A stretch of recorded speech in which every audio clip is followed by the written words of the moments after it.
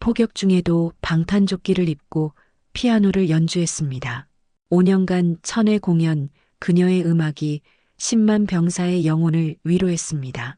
2022년 5월 서울예술의 전당 92의 박현숙 여사가 마지막 연주회를 마치고 무대에서 인사합니다. 객석에는 백발이 된 베트남 참전 용사 500명이 앉아 있습니다. 오늘이 제 마지막 연주입니다. 55년 전 베트남에서 시작된 연주가 오늘 끝납니다. 한 노병이 외쳤습니다. 박현숙 선생님 사랑합니다. 당신의 피아노가 우리를 살렸습니다. 눈물바다가 된 객석. 그녀도 울고 있었습니다. 하지만 1967년 그녀는 촉망받는 27의 피아니스트였습니다.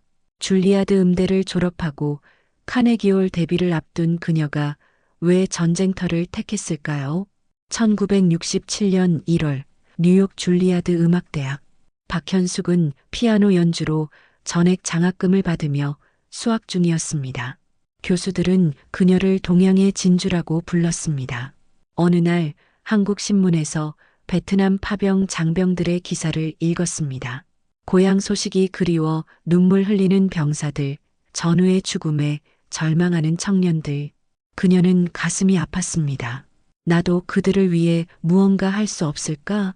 그녀는 충동적으로 한국 국방부에 편지를 썼습니다. 베트남에서 위문 공연을 하고 싶다고. 국방부는 거절했습니다. 전쟁터는 위험하다, 여자는 더더욱. 하지만 그녀는 포기하지 않았습니다. 3번, 4번 계속 편지를 보냈습니다. 결국 1967년 3월 허가가 떨어졌습니다. 단 1개월만 박현숙은 카네기홀 데뷔를 포기하고 베트남으로 떠났습니다. 교수가 만류했습니다. 미쳤어? 카네기홀이 얼마나 중요한데. 교수님, 카네기홀은 언제든 다시 설 수 있지만 전쟁터의 병사들은 지금 음악이 필요합니다. 1967년 4월 420 도착. 그녀가 처음 간 곳은 맹호부대였습니다.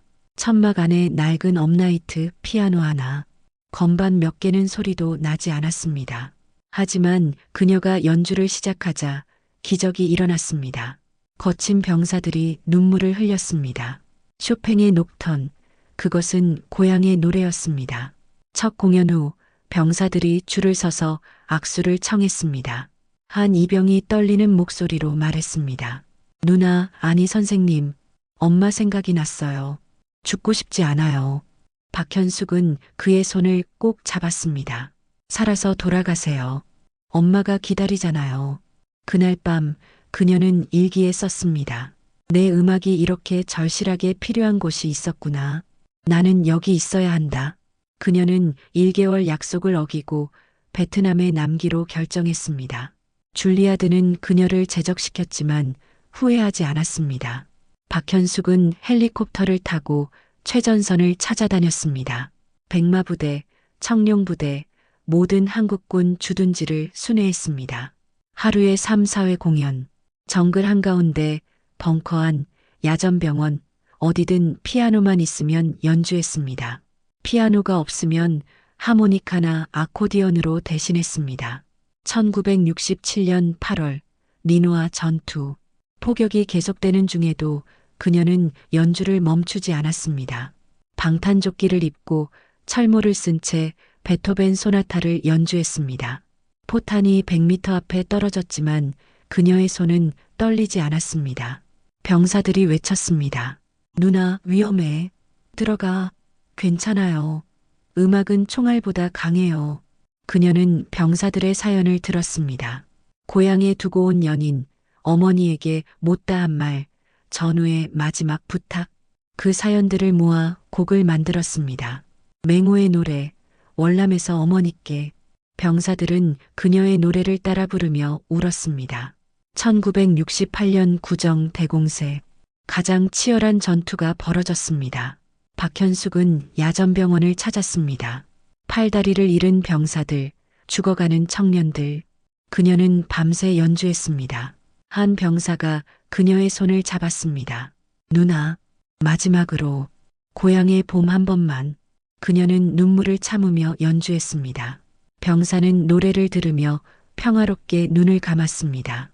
1969년 박현숙은 특별한 프로젝트를 시작했습니다. 정글 콘서트, 베트콩 지역 근처에서 대규모 야외 공연을 여는 것이었습니다. 군 당국은 반대했습니다. 너무 위험하다고. 하지만 그녀는 고집했습니다. 음악으로 전쟁을 멈출 수 있다면 시도해야 하지 않을까요? 1969년 5월 5일 어린이날. DMZ 근처에서 첫 정글 콘서트가 열렸습니다. 5천 명의 병사가 모였습니다. 그녀는 한국 민요와 베트남 민요를 함께 연주했습니다. 놀랍게도 그날 밤 베트콩의 공격이 없었습니다. 나중에 포로가 된 베트콩이 증언했습니다. 음악 소리가 들려서 차마 공격할 수 없었다고. 박현숙은 베트남 고아원도 자주 방문했습니다. 전쟁으로 부모를 잃은 아이들에게 피아노를 가르쳤습니다. 한 소녀, 응우엔티마이는 특별한 재능을 보였습니다. 박현숙은 그녀를 제자로 삼았습니다. 선생님, 저도 선생님처럼 되고 싶어요. 음악으로 사람을 위로하고 싶어요. 1970년 박현숙은 420에 평화음악학교를 설립했습니다. 한국 병사들이 십시일반으로 돈을 모아 피아노를 기증했습니다. 베트남 아이들 10명이 음악을 배웠습니다. 1971년 6월 500회 공연 달성. 국방부는 그녀에게 귀국을 권했습니다. 충분히 했다고. 하지만 박현숙은 거부했습니다. 전쟁이 끝날 때까지, 마지막 한국군이 떠날 때까지 함께하겠다고. 그녀는 계속 연주했습니다. 손가락에 굳은 살이 박이고 건염으로 고통스러웠지만 멈추지 않았습니다. 1972년 3월 700회 공연. 그녀는 이제 모든 병사가 아는 이름이 되었습니다. 월남의 천사, 피아노 전사, 음악 특공대. 1972년 12월 24일 크리스마스 이브. 박현숙은 특별한 공연을 준비했습니다. 한국군과 베트남군 합동 콘서트였습니다. 양국 병사 1만 명이 모였습니다. 그녀는 양국 국가를 연주했고 사일런트 나이트를 한국어와 베트남어로 함께 불렀습니다. 그 순간 적과 아군의 경계가 사라졌습니다. 모두가 하나가 되어 평화를 노래했습니다. 한 베트남 장군이 그녀에게 말했습니다. 당신이 정치인들보다 평화에 더 기여했습니다. 1973년 3월 한국군 철수. 박현숙도 6년 만에 한국으로 돌아왔습니다. 천회 공연 10만 명이 넘는 병사를 만났습니다. 그녀의 손가락은 망가졌고 청력도 손상되었습니다. 폭격 소음 때문이었습니다. 더 이상 전문 연주자로 활동하기 어려웠습니다. 하지만 그녀는 후회하지 않았습니다. 카네기홀보다 값진 무대였어요. 생명을 살리는 음악을 했으니까요. 귀국 후 그녀는 전쟁 트라우마 치유센터를 설립했습니다. 음악 치료로 참전 용사들의 상처를 치유했습니다. 1995년 베트남 재방문.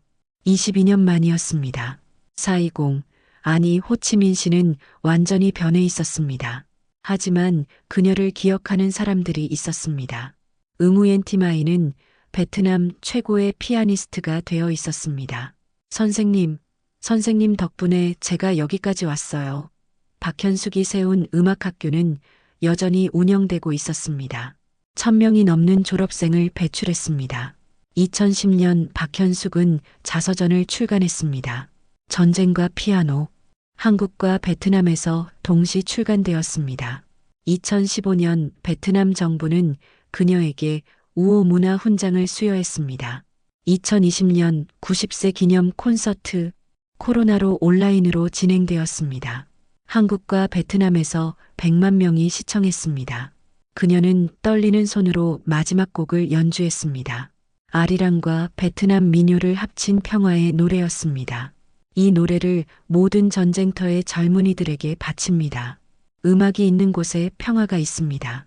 방탄조끼를 입고 연주한 1000번의 공연. 그녀가 연주한 것은 음표가 아니라 희망이었습니다. 포성 속에서 울려 퍼진 피아노 소리는 생명의 노래였습니다.